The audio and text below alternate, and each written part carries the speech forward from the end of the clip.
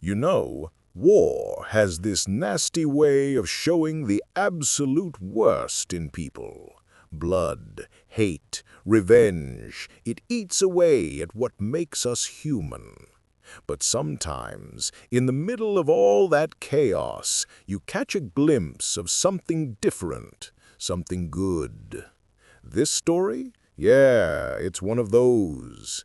It's about a bunch of broken German soldiers, guys who'd lost limbs, eyes, and sometimes even the will to live, who expected hell when they got captured by the Americans, but ended up getting something that flipped their entire idea of the enemy upside down.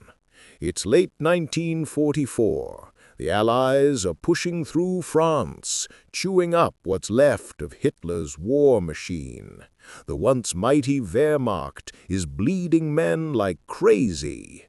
Among them are thousands of soldiers who can barely walk, some carried off the battlefield with shrapnel buried in their bones, others missing legs, arms, eyes, some even paralyzed. And when the front collapses, these guys fall into Allied hands. They don't expect mercy, not from the armies. They've been fed propaganda for years, stories that the Americans are monsters, that they torture prisoners, starve them, and treat them like dogs. So when those disabled German POWs were loaded into trucks headed for American prison camps, their faces said it all: fear, humiliation, resignation. But here's the twist. What they found waiting for them wasn't what the Nazi officers had drilled into their heads. When the ships carrying those POWs crossed the Atlantic and reached the mainland, most of them were sent to camps spread across the American heartland: Texas, Oklahoma, Georgia, the Carolinas, even up to Michigan. These weren't death camps, nope. They looked like more of rural towns, wooden barracks, open fields, a mess hall, maybe even a baseball diamond. The disabled prisoners got separated into medical facilities, places the U.S. Army had set up specifically for the severely wounded. Camp Grant in Illinois was one of those, and when the first trucks rolled in, these German soldiers, many of them barely standing, were shocked. American nurses helped them off the trucks. Doctors, actual U.S. Army doctors, checked their wounds, cleaned them, replaced filthy bandages, and gave them proper treatment. One man, Private Hans Keller, who'd lost a leg in Normandy, wrote later in his diary that when an American nurse smiled at him while fitting his new crutches, it was the first time in months I felt like a human being again. Think about that. A guy who'd been told Americans were demons saying that. Now don't get me wrong, not every POW got the royal treatment. There was still tension, suspicion, and plenty of cold shoulders. Some GIs, especially those who'd lost friends in battle, couldn't stand seeing Germans treated so well.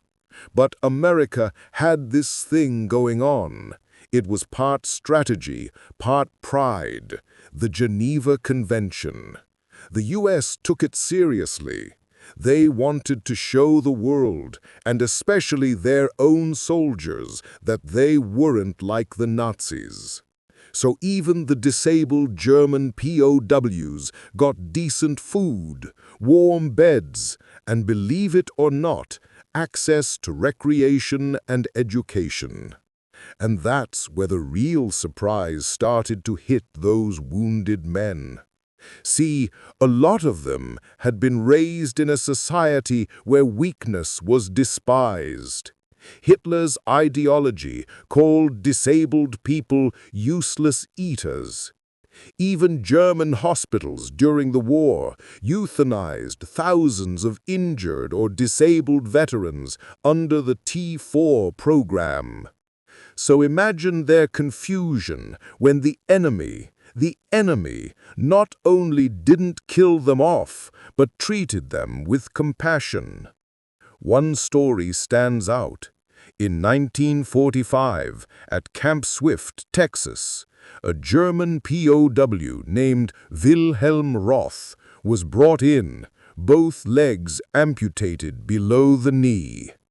He'd been an artillery officer, proud, stern, loyal to the Reich to the bitter end. When he woke up in the infirmary, an American sergeant named Bill Murphy, just a regular Texas farm boy who'd been drafted, helped adjust his prosthetics. Roth, still angry, spat at the ground and muttered, "You help me only because you want me to work." Murphy looked at him and said, "Nah, man, you ain't gonna be working anytime soon. We just don't leave folks sufferin', even if they're on the wrong side." That moment broke something in Roth. Days later, he asked for English books. Within weeks, he was helping American medics translate for other POWs.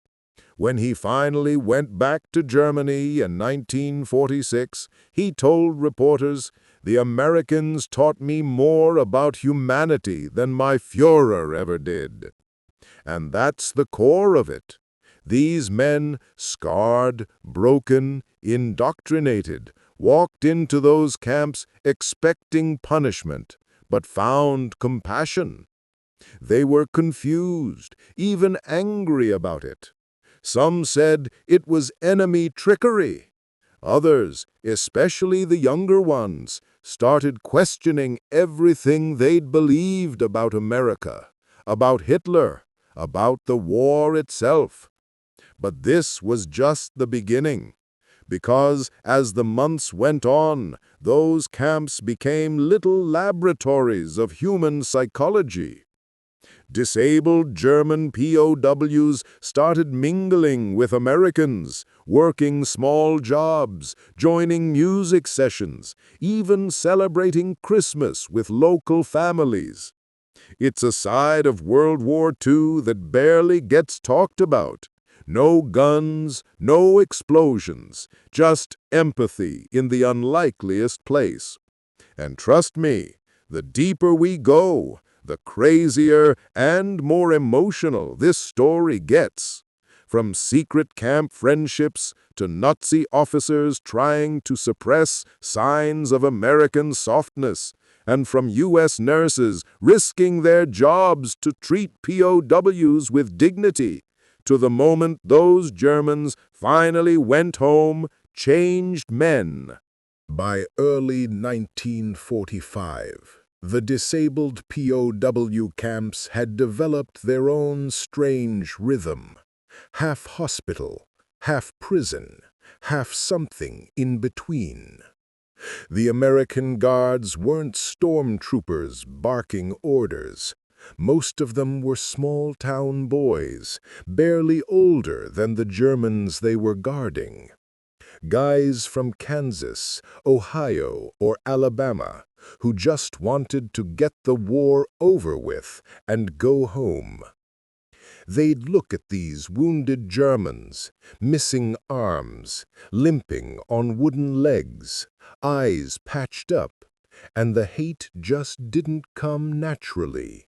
Sure, they called them krauts, cracked jokes, but deep down they pitied them. Many of those guards had fought in France or the Ardennes and had seen the horror up close. They knew how fragile a man became when war took everything from him. So instead of cruelty, many treated these prisoners like broken soldiers, not monsters. The Germans couldn't even make sense of it. Some couldn't even accept it. Years of propaganda had poisoned their view of Americans. One man named Friedrich Neumann, who'd been an SS machine gunner and lost his left arm near Aachen, refused to eat for 3 days after arriving in a camp in Georgia. When a medic asked why, he said, "I do not eat food from the hands of savages." But by the 4th day, hunger won. He took the tray, expecting spoiled rations, and instead found eggs, toast, and real coffee. He wrote later, "It was the first hot breakfast I had since the war began." And that's the thing. The Americans didn't just feed them, they nourished them, physically and mentally. Rehabilitation programs started up, prosthetic training, physical therapy, even arts and crafts to help men with missing limbs learn new skills. You could walk into one of those camps and hear the sound of a harmonica, maybe even laughter, which was surreal in the middle of a world war. In some camps, local American women volunteered as nurses or Red Cross aides. They'd sit with these German men, reading letters to them, cleaning wounds, handing out cigarettes, or just talking. Many of the Germans had never spoken to a woman who wasn't afraid of soldiers. Now they were being treated gently, kindly, by the very people they were taught to hate. Imagine that psychological blow.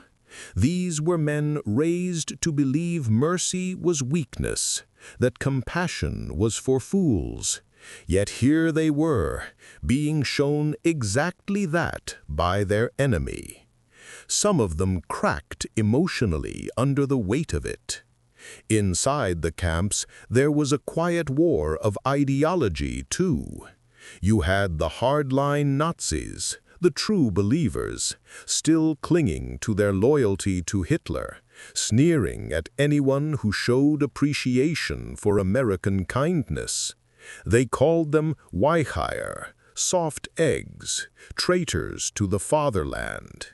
They formed little groups, keeping the swastika spirit alive behind the fences, holding secret meetings, even trying to intimidate other prisoners. But the disabled men, they were different. Many were too tired to keep hating. They'd seen enough of war's destruction, felt enough pain, and this American kindness, it started to change something deep inside. One medic at Camp McCain, Mississippi, wrote home saying, "Some of these Germans look at us like we're from another planet. They can't figure out why we'd treat them better than their own army ever did." That line hits hard because it's true. And then came Christmas of 1944. Across the camps, something beautiful happened. The Americans organized small Christmas gatherings for the prisoners. They let them decorate trees, handed out small gifts, soap, chocolate, even harmonicas. In one camp in Colorado, the guards and the German POWs actually sang Silent Night together, in 2 languages, under the cold winter sky. One German, Otto Behrens, who had lost his sight in Normandy, stood there listening, tears running down his scarred face. He said to a chaplain later, "If this is how America treats its enemies, maybe there is still hope for mankind."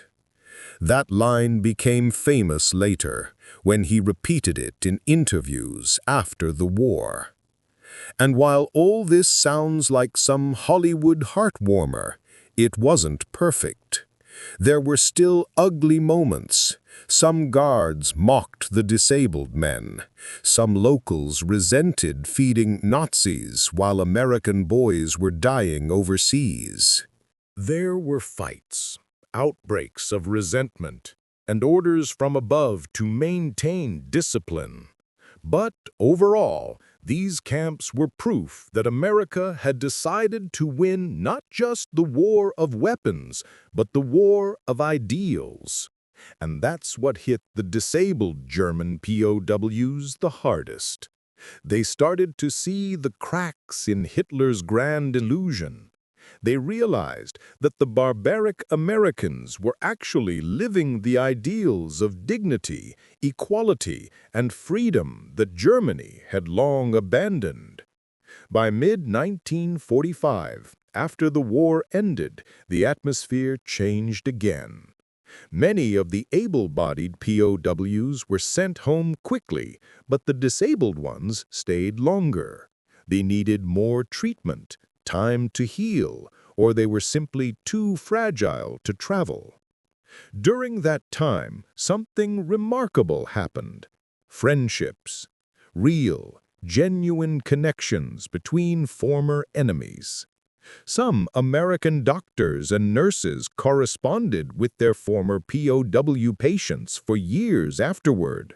One nurse from Oklahoma, named Helen Davis, received Christmas cards from a one-legged German soldier she had helped in 1945 for 30 years straight.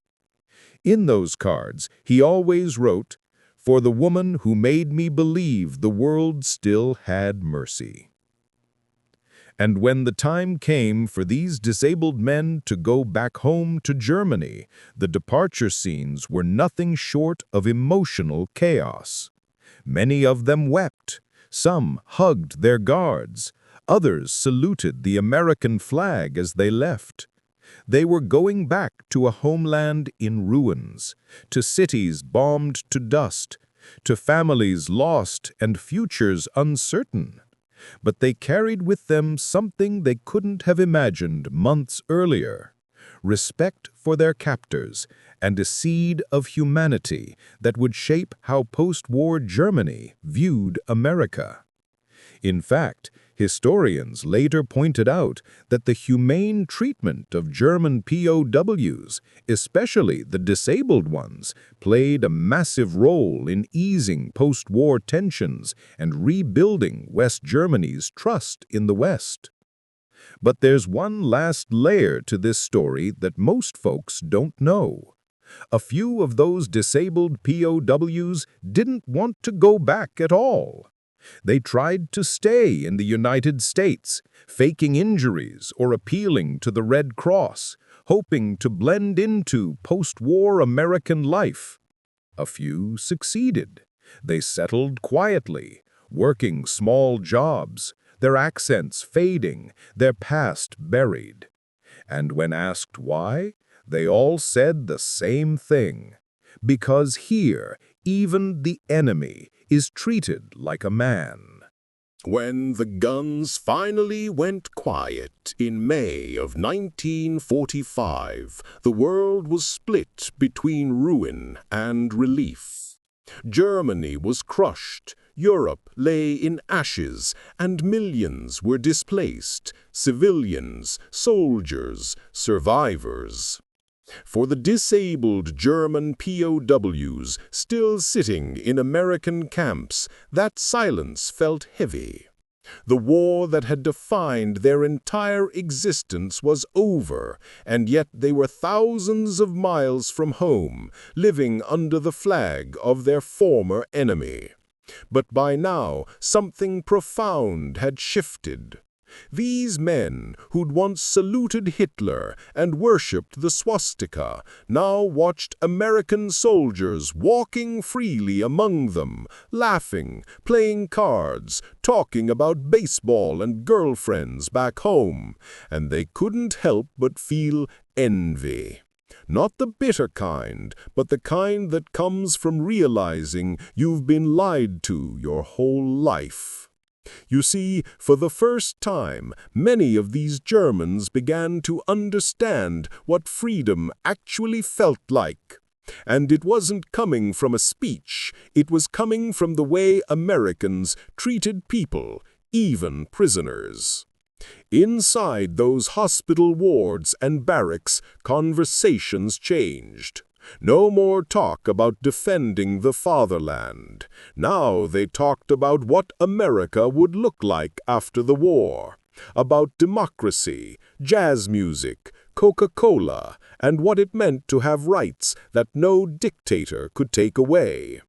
It sounds small, but it was revolutionary for men raised in a system that worshipped authority and punished empathy. One POW named Franz Klee, a double amputee from Hamburg, said to his doctor, "If Germany had been like this, I would still have my legs, but maybe I would have my soul too." That line hit every American in the room like a gut punch. Because for all their victories, U.S. soldiers had carried their own scars from battle. And now, treating these Germans, many started seeing the enemy not as villains, but as victims of a poisoned ideology. Of course, not everyone agreed. There were officers in the U.S. Army who hated how soft these camps seemed. Some wrote angry reports saying it was unwise to humanize men who'd burned Europe to the ground. But those voices got quieter as the moral impact of the POW program became clear. America realized something powerful. How you treat the defeated says more about your strength than how you fight. The War Department even studied the POW system after 1945, and their findings shocked people. They found that German POWs, especially the disabled ones, returned home with more positive views of America than of their own Nazi leadership. Many told others about the fairness, the food, the medical care, the respect. And that word of mouth, multiplied thousands of times over, helped rebuild trust faster than any political treaty could. But behind those big historical shifts were personal stories that still sting the heart. Like the one about a nurse named Mary Alden from Kentucky who worked at a rehab facility in Illinois. She used to bring books for the blind POWs, simple stuff like poetry and old Western novels.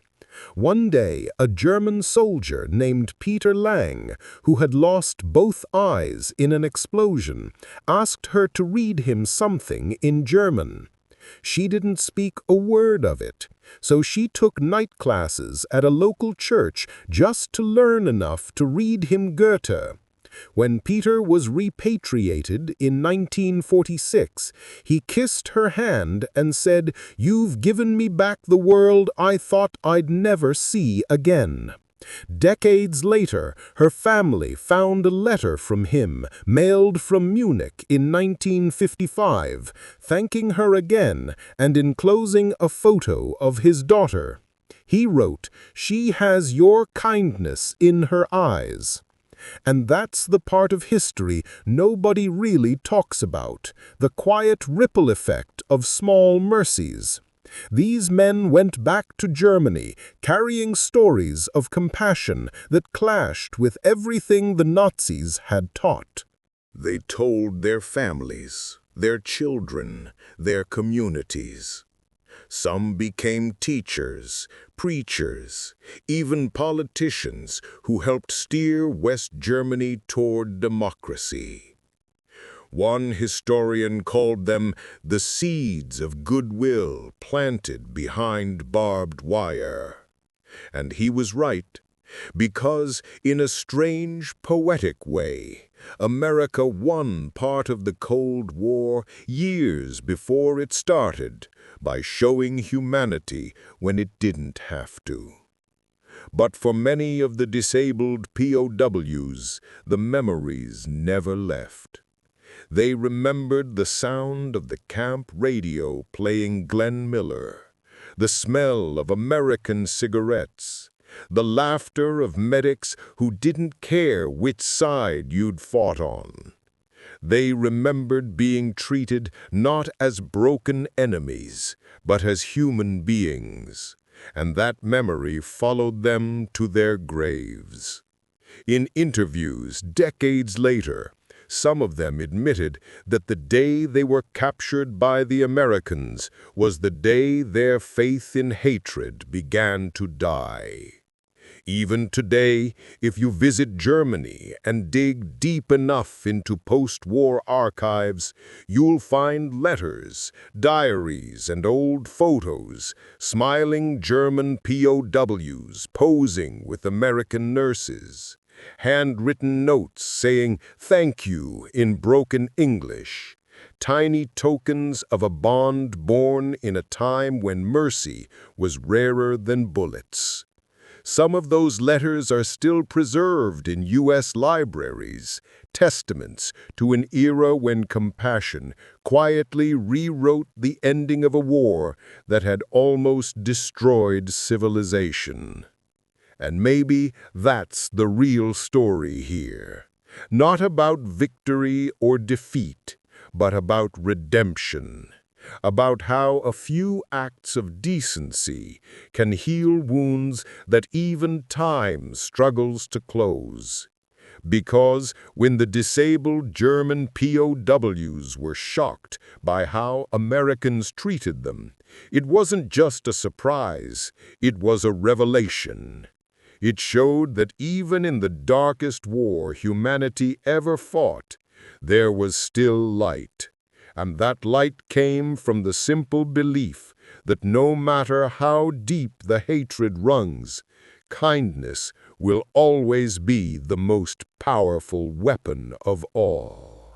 The war may have ended, but for the men inside those American camps, the battle inside their heads never did.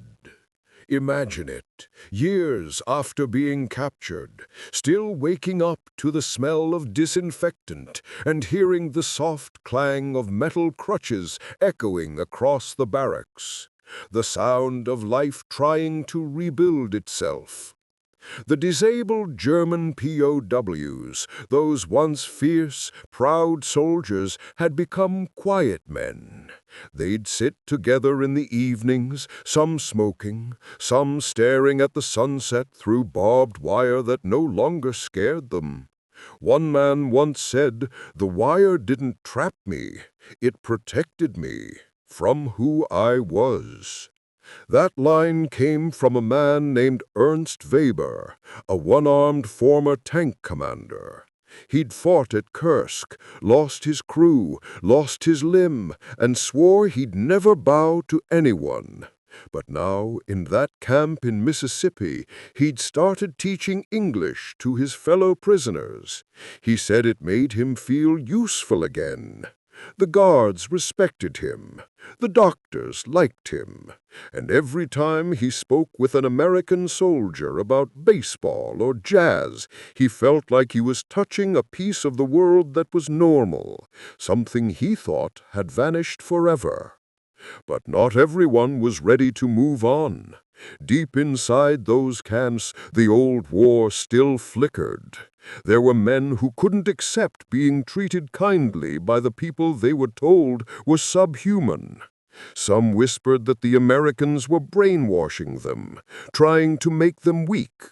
A few of those hardliners refused medicine or refused to eat American food. They clung to Hitler's image like it was their last anchor to identity. The Americans didn't punish them. They just watched. Because they knew something. Time was already doing its work. Hate was dying a slow death inside those fences. One meal, one bandage, one kind word at a time. The Red Cross began visiting regularly, and many of the reports shocked Europe. They described POW hospitals in America that were cleaner than most German civilian ones. They wrote of nurses playing cards with men who once carried the Iron Cross, And as those stories leaked back to Germany through letters and whispers, they caused confusion. Families who'd lost everything couldn't believe that their sons were being treated with dignity while they starved in bombed-out cities. But those returning disabled soldiers, they confirmed it. Yes, they said, the Americans cared for us. They gave us food. They gave us hope. And that message, simple but powerful, spread like wildfire across a ruined Germany, trying to find its moral footing again. Meanwhile, across the ocean, not every American was comfortable with this kindness. Newspapers ran opinion pieces asking, "Why are we feeding Germans steak while our boys still die in hospitals?" Some families of U.S. soldiers were furious when they learned POWs were getting proper medical care. But the War Department stood firm. America wasn't just fighting to win, it was fighting to prove that decency could outlast dictatorship.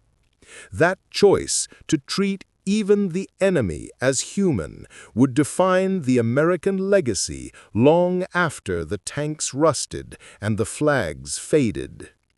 In some camps, the bonds went even deeper. There were guards who slipped extra rations to wounded Germans, who taught them poker, who shared photos of their wives and kids. And in return, some POWs began sharing their stories, the real ones, not the propaganda. They talked about how their homes were destroyed, how they'd been forced to fight, how the regime didn't care about them once they were broken.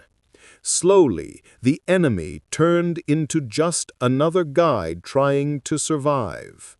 And somewhere in that realization, both sides started healing.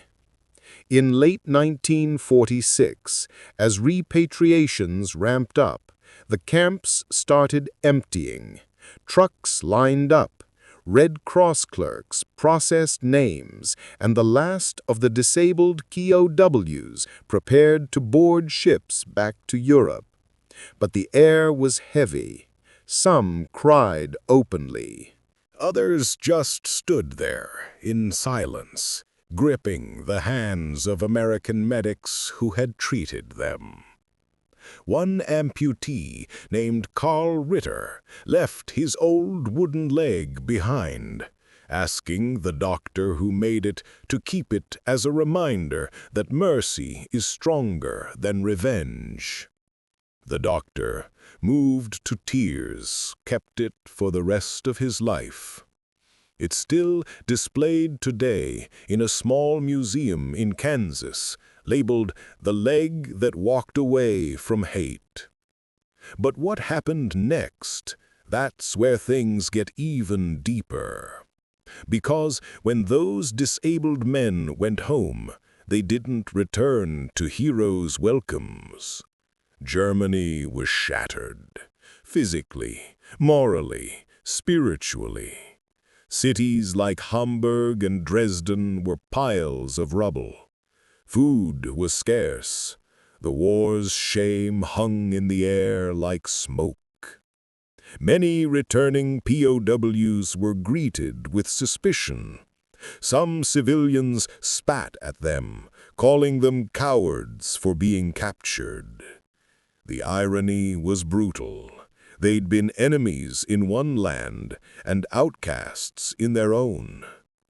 Yet these men carried something the broken Reich couldn't take from them anymore, a belief that kindness existed beyond flags, beyond uniforms, beyond war. They started forming small circles, support groups, rehabilitation associations, where they talked about what they'd seen in America. They'd tell young Germans, "If you want to rebuild our country, look at how they treated us." That's the future. And those small voices became the early echoes of West Germany's democratic rebirth. Even historians today trace the roots of that moral reconstruction back to the POW experience. And while the world forgot their names, America didn't. Decades later, some of those former POWs were invited back as guests, old men now, walking with canes and prostheses polished smooth by time. They visited the same camps where they'd once been prisoners, but now there was no barbed wire, just grass, trees, and American kids who had no idea that the smiling old man standing there had once fought against their grandfathers. In one reunion held in Texas in the 1980s, a former POW named Dieter Haas stood beside an American guard named Joe Henson. Both in their 70s, both with tears in their eyes. Joe looked at him and said, "Guess we did okay, huh?" Dieter smiled and replied, "You did more than okay. You taught me how to be human again." And that right there was the real victory, not just for one side, but for humanity itself. But the story doesn't end there. Because mercy like that, it doesn't just disappear. It passes down generation to generation, like a quiet inheritance of empathy. Some of those POWs' children grew up hearing about America not as an enemy, but as a symbol of second chances. And years later, when Germany joined NATO and stood shoulder to shoulder with the US in the Cold War, it wasn't just politics. It was the echo of those camps, of those doctors, nurses, and guards who refused to let hate have the last word.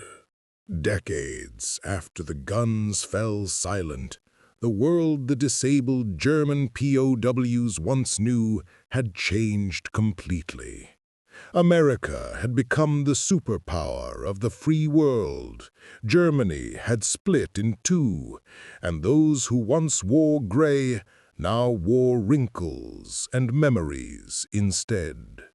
But for those men, the ones who had sat in those American camps, who had eaten bread handed to them by the enemy, the war never truly left them. They'd talk about it late in life, sometimes after a few beers, when the guards of age fell away. They'd tell their children about the front, about the pain, but when they talked about the Americans, their voices softened. They'd say, "They treated us better than our own officers."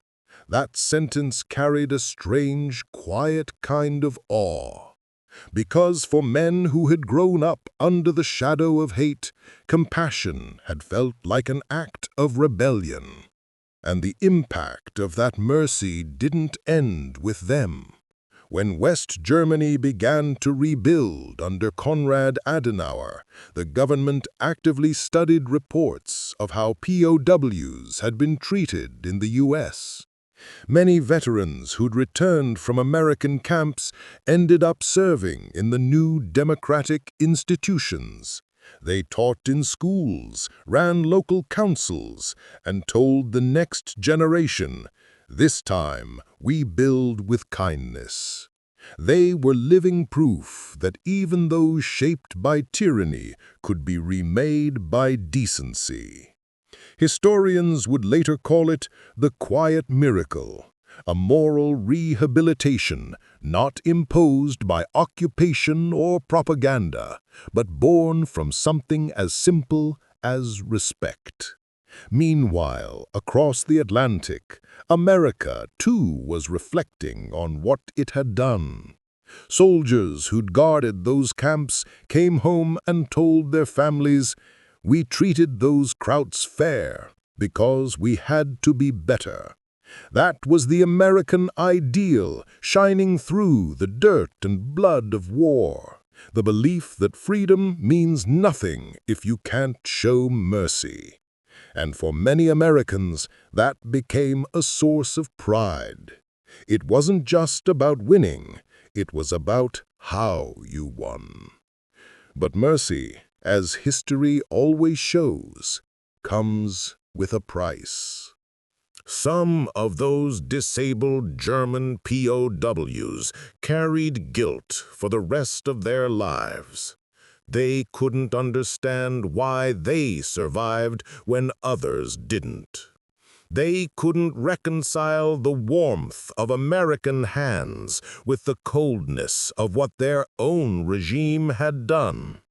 One man, Otto Meisner, who'd lost his left leg in Italy, wrote in his memoir, "The Americans saved my body, but every night I dreamed of the people our army destroyed. I would wake up hearing their voices." That kind of guilt doesn't fade. It becomes part of a person's soul. And yet, maybe that's what redemption really looks like. To carry memory not as punishment, but as purpose. In the late 1960s, when the world seemed to be tearing apart again, protests, new wars, new divisions, a few of those former POWs began visiting schools and universities, speaking about what they had seen in the camps. One of them, Heinrich Kruger, who had been blinded by shrapnel in Normandy, told an American crowd, "I lost my sight in your war, but you helped me see humanity." The audience went silent, because in that one line he said what 1,000 textbooks couldn't.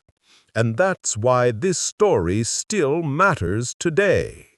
Because it asks a question that every generation needs to answer. When the fighting stops, who will we be? Will we be the victors who humiliate or the victors who heal?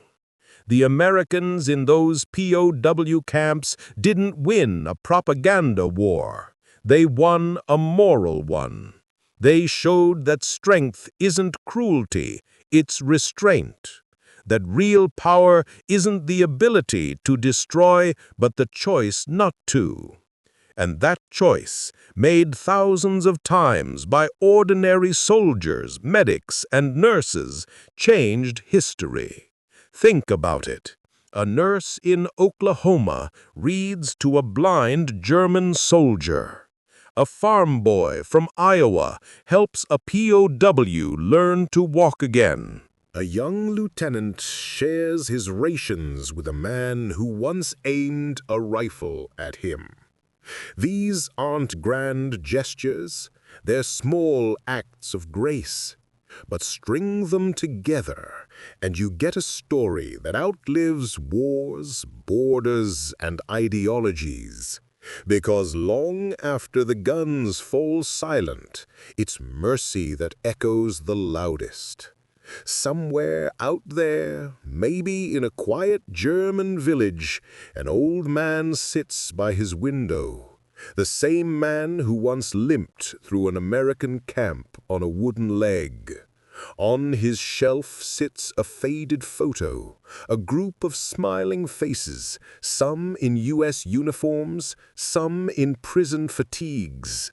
He looks at it every morning. Not because it reminds him of captivity, but because it reminds him of freedom, the kind that comes from kindness. He once said to his grandson, "They didn't just heal my wounds, they healed my hate."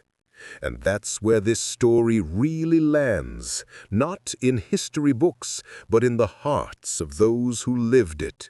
Because every act of mercy, every choice to be kind when cruelty would have been easier, becomes part of something bigger. a quiet revolution of humanity. By the 1970s, the men who once lived behind the fences of those American POW camps were old enough to look back and see their lives like pieces of a movie reel, some parts dark, some washed in light. The war had taken their limbs, their youth, and their pride. But strangely, it was the enemy, the Americans, who had given them something back. The world had changed around them. Germany was now a democracy. America was landing men on the moon, and the sons of those former prisoners were working alongside the sons of their former guards. The hatred that once burned so bright had gone cold. All that remained were memories of bandaged hands, warm meals, and the shocking realization that mercy could exist even in war. Historians, looking back, would later call it one of the quietest victories in U.S. history. While Europe was rebuilding in steel and concrete, America had rebuilt something deeper: faith in humanity. The Geneva Convention had always been words on paper, but inside those POW camps, the U.S. turned those words into action. They didn't just follow rules, they set a moral standard, a blueprint for how civilized nations should treat their enemies. That approach would echo through every major conflict afterward, from Korea to Vietnam, from Iraq to Afghanistan. Military leaders often referenced the World War II POW program, reminding soldiers that the measure of a nation's greatness isn't how it fights, but how it forgives. And even though time marched on, the stories never fully disappeared. Letters, diaries, and small museums across the American Midwest still hold fragments of that kindness. A prosthetic leg with initials carved into it. A photograph of a German POW baseball team with their American guards. A letter from a nurse who wrote, "I didn't see a Nazi, I saw a boy in pain." Each one is a whisper from the past, reminding us that even when humanity tears itself apart, compassion always finds a way to crawl out from under the rubble. In 1995, at a small ceremony in Texas, marking 50 years since the end of the war, a handful of surviving POWs gathered with American veterans. The men, now grandfathers with shaking hands, stood together beneath the same flag that had once flown over their prison. They sang Silent Night again, just like they did in 1944. Voices old and cracked, but still in harmony. When it ended, a German veteran stepped forward and said softly, "The world told us to hate each other. You proved it wrong." And the crowd, Americans and Germans alike, applauded. Not out of patriotism, but out of gratitude. Gratitude that after all the death, all the ruin, mercy had the last word. And that's the truth that lives beyond every war. You can destroy armies, you can burn cities, you can break nations. But compassion is indestructible. It survives even the worst of us. The story of the disabled German POWs isn't just a wartime tale. It's a reminder that humanity is a choice we make, even when it's hardest. And the Americans who made that choice, who looked at broken enemies and saw men instead of monsters, they didn't just win a war. They won something much bigger. Because when history fades and the noise dies down, nobody remembers every battle or every medal, but they remember the moments when someone chose kindness instead of cruelty. And in those American camps, far from the front lines, that's exactly what happened. Mercy became the quiet weapon that outlasted hate. And that, my friends, is how mercy rewrote a piece of World War II history. The story of broken soldiers who expected vengeance and found compassion instead. A story that reminds us, even in a world on fire, there are still hearts that choose light. If this story touched you, if it made you stop for a second and think about what it really means to be human, go ahead, hit that like button. It helps more people find these untold stories of war and hope.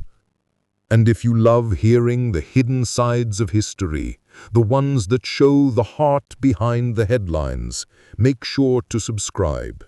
This channel is all about storytelling that digs deep, that remembers not just how we fought, but how we forgave. Thanks for watching, and as always, stay curious, stay kind, and I'll see you in the next story.